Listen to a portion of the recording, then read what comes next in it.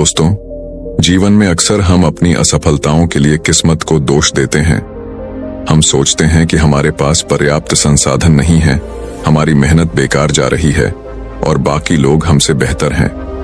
लेकिन क्या कभी हमने यह सोचा है कि हमारी असली समस्या हमारी सोच और हमारे कर्म हैं? आज मैं आपको एक ऐसी प्रेरणादायक कहानी सुनाने जा रहा हूं जो न सिर्फ आपकी सोच को बदल देगी, बल्कि आपको यह भी सिखाएगी कि किस्मत के भरोसे बैठने से कुछ नहीं होता। हमारी किस्मत तभी बदलती है जब हम अपने कर्मों में विश्वास रखते हैं। तो चलिए जानते हैं कि कैसे मेहनत और सही दिशा में किए गए कर्म जीवन को बदल सकते हैं। ध्यान से सुनिए, क्योंकि ये कहानी आपकी जिंदगी बदलने की ताकत रखती है। बहुत समय पहले की बात है। एक नगर में महात्मा बुद्ध ठहरे हुए थे।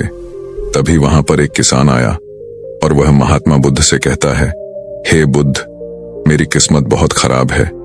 मैं जो भी काम करता हूं वो सब बिगड़ जाता है। मुझे मेरी मेहनत का कोई फल नहीं मिल पाता। मैं एक किसान हूं, मैं खेती करता हूं, लेकिन मेरी फसल कभी अच्छी नहीं हो पाती और इसी वजह से मैं बहुत परेशान रहता हूं। पता नहीं क्यों मेरे साथ ही ऐसा क्यों होता है। इसके उपाय के लिए मैंने कई साधु संतों से बात की, कई ज्ञानियों से उनकी राय ली। उन्होंने जो कुछ भी कहा मैंने वह सब कुछ किया। मैंने सभी तरह के अनुष्ठान, पूजा पाठ और यहां तक कि हर प्रकार के कार्य करके देख लिए, लेकिन फिर भी मुझे इसका कोई लाभ ही नहीं मिल रहा। और वहीं पर मेरे अन्य गांव वाले, उन सब की फसल बहुत अच्छी होती है, जबकि वह अपने खेतों में उतनी मेहनत भी नहीं करते, लेकिन फिर भी उनकी फसलें हमेशा ही बहुत अच्छी होती हैं। मैंने सुना है कि आप सभी की समस्या का समाधान करते हैं, इसीलिए मैं आज आपके पास आया हूं। क्या आप मेरी समस्या का समाधान कर सकते हैं? हे तथागत, क्या आप मेरी किस्मत बदल सकते हैं? उस किसान की वह सारी बातें सुनकर महात्मा बुद्ध मुस्कुराने लगे और उस किसान से कहते हैं, भंते, तुम्हारी किस्मत तो पहले से ही बहुत अच्छी है, सब कुछ तो तुम्हारे पास ही है, फिर भला तुम ऐसा क्यों कहते हो कि तुम्हारी किस्मत अच्छी नहीं है? इस पर वह किसान महात्मा बुद्ध के इस प्रश्न का जवाब देते हुए कहता है, हे तथागत, मेरे पास क्या है? मेरी किस्मत इतनी खराब है कि जिस भी काम में मैं हाथ लगाता हूं वह सारे कार्य बिगड़ जाते हैं।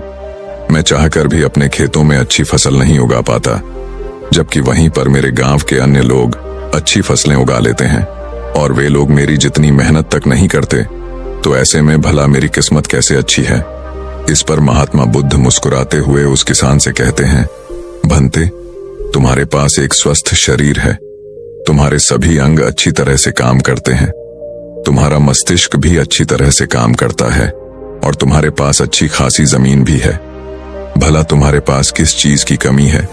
अगर ऐसे देखा जाए तो तुम्हारी किस्मत तो बहुत अच्छी है। इस पर वो किसान महात्मा बुद्ध से कहता है, हे तथागत, मेरी समस्या यह नहीं है। मेरी समस्या तो यह है कि जिन भी कार्यों में मैं हाथ डालता हूं वह कार्य बिगड़ क्यों जाते हैं। रही बात जमीन, अच्छा शरीर, अच्छा मस्तिष्क और अच्छे अंगों की, तो वह तो सभी के पास है। मेरे सभी गांव वालों के पास भी है और उनके पास अच्छी जमीन भी है और तो और उनके पास अच्छी फसल भी है। इसी कारण वे लोग हमेशा सुखी रहते हैं। लेकिन मेरे खेतों में तो अच्छी फसल हो ही नहीं पाती। हर वर्ष मुझे एक भारी नुकसान झेलना पड़ता है। क्या आप मुझे कोई इसका उपाय बता सकते हैं?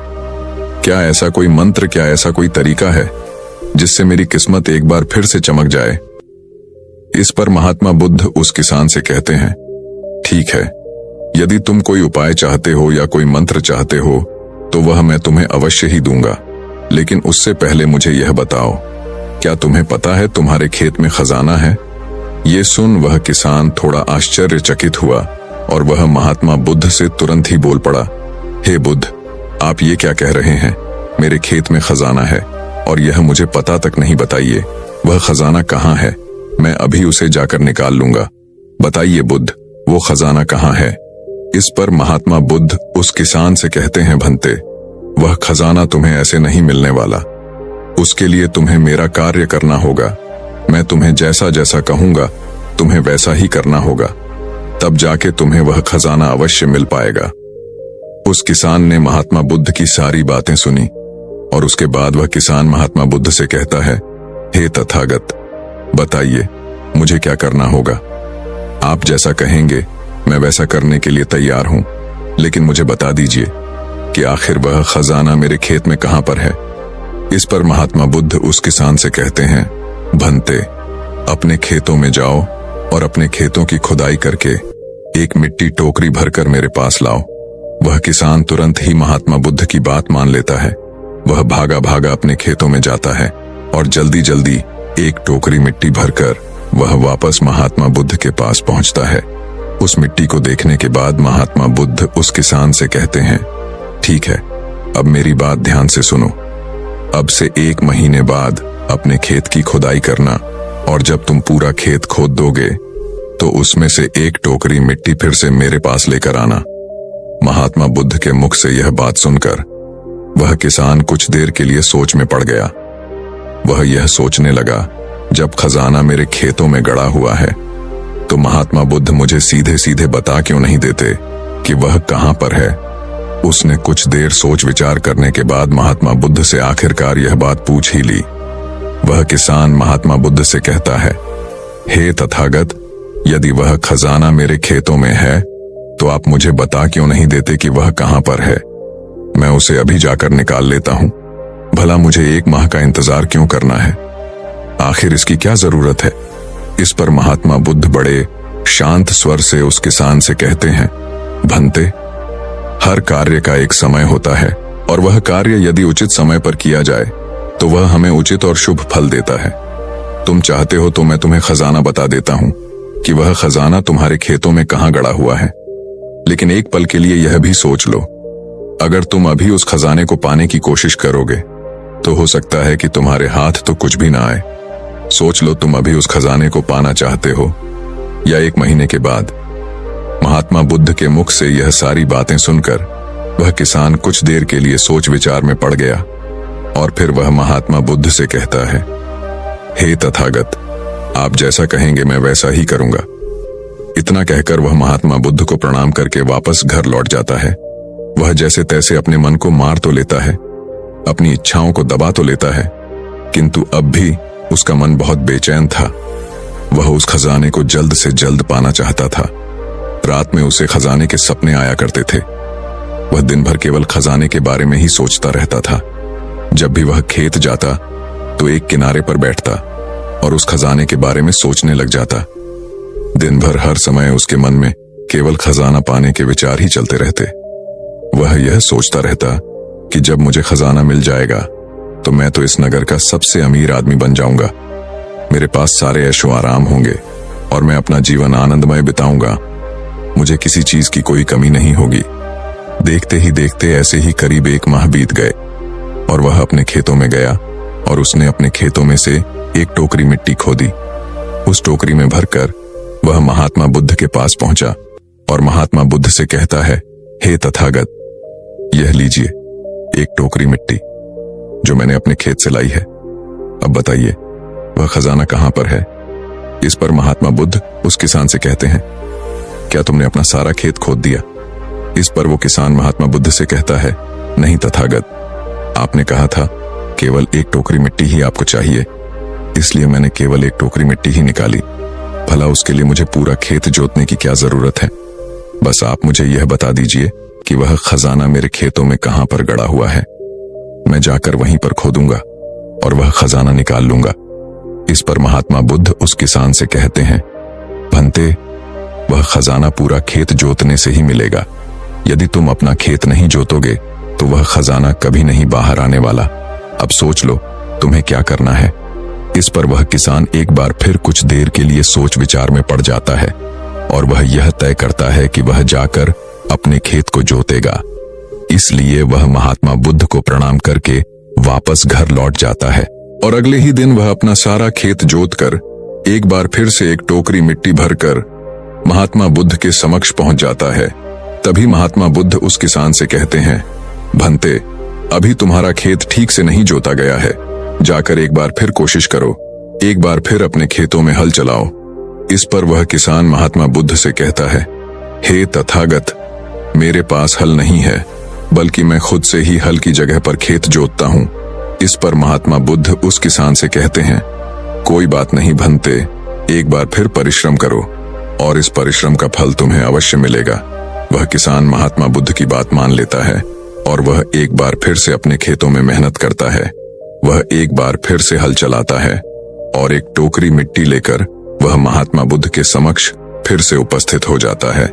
मिट्टी देखकर महात्मा बुद्ध उस किसान से कहते हैं, हाँ अब ठीक है, किंतु अब तुम्हें मेरा दूसरा कार्य करना होगा। इतना कहकर महात्मा बुद्ध उस किसान से कहते हैं, जाओ और अपने खेतों में उन फसलों की बीज डालो जिन फसलों को तुम उगाना चाहते हो।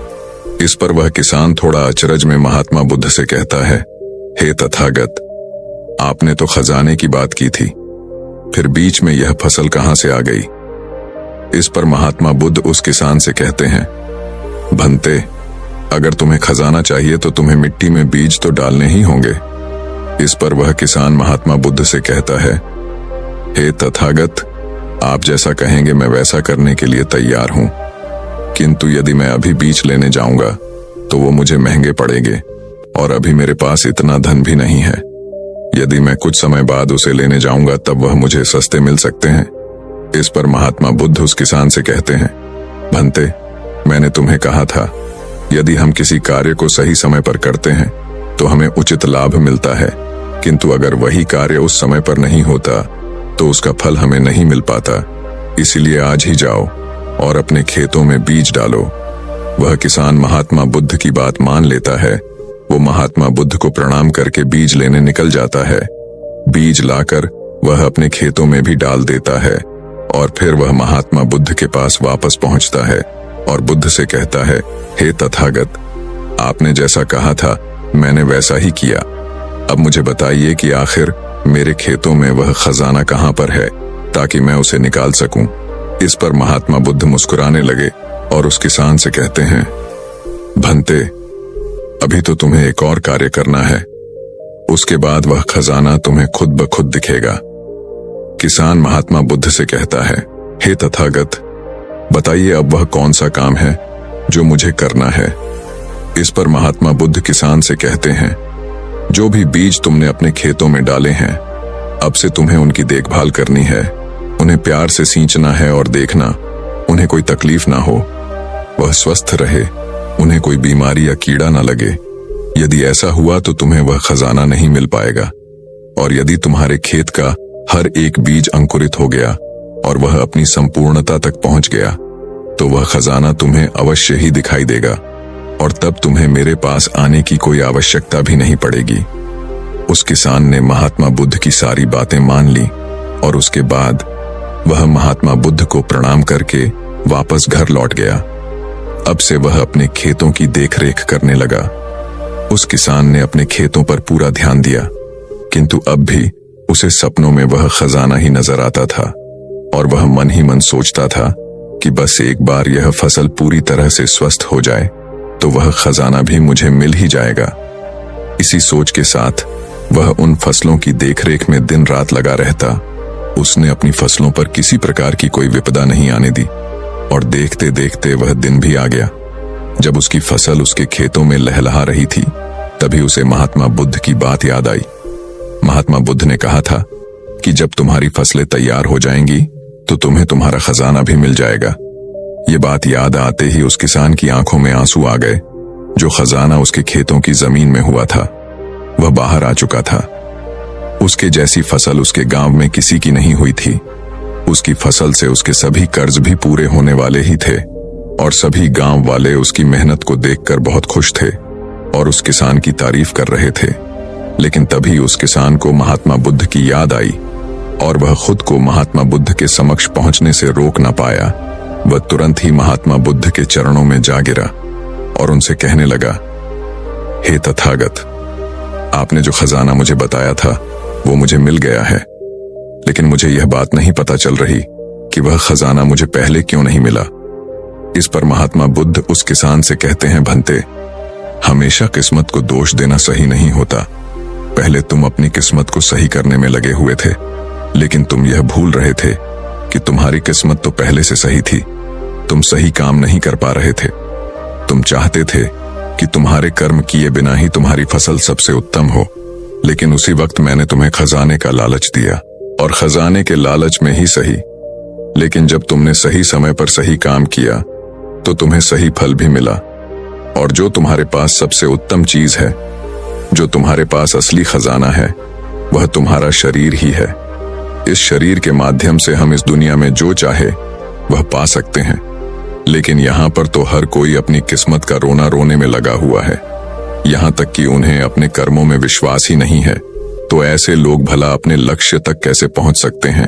इस पर वह किसान महात्मा बुद्ध से प्रश्न करते हुए कहता है, हे तथागत, तो क्या किस्मत जैसी कोई चीज नहीं होती? इस पर महात्मा बुद्ध मुस्कुराने लगे और उस किसान से कहते हैं, भंते, किस्मत क्या है? किस्मत हमारे ही सत्कर्म है, और यह सत्कर्म ही हमें ऊर्जा और शक्ति प्रदान करते हैं ताकि हम सही दिशा में कार्य कर सके, और इन कार्यों से ही हम अपने जीवन के लक्ष्य को प्राप्त भी कर सकते हैं।